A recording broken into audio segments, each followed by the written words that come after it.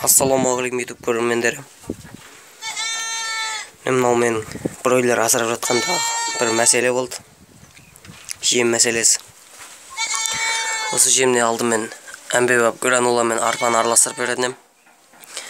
Ол мен бройлерлер онша жемей сәл азып кетті. Жақсы еді, бірақ азып кетті сонда да. Енді бұларға міне бидайға келдім. Бидай жеп жатыр. Бидай жеп енді салмақ қосып жатыр.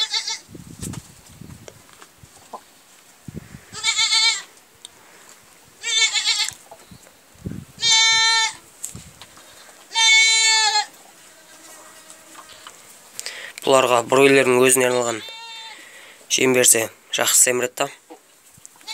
Бірақ ол қымбатқа түскендіктен бидай беруге болады. Бұлар семірту үшін қорадан шығармай ұстау керек, жаймай.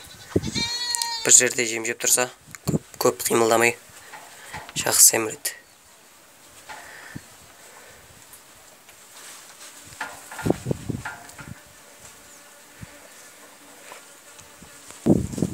Бұл бройлерлер андай не екен?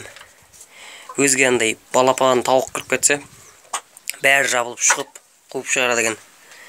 Тек өздері ғана. Мына жерден тауық секіріп кіре алады. Біраз тауық секіріп кірді, кейін алар кіре алмай тұр. Секіріп кірді, алар шығып қуып шығар жерді. Енді алардың жем жегісі келіп тұр, бірақ алар кіргізбейді. Мына жерден де балапандар кіретін еді, бәрін шығып шығар жерді. Мына қорасы. Әжептәуір салмақ жинаған. Жем сауы тола бидайға.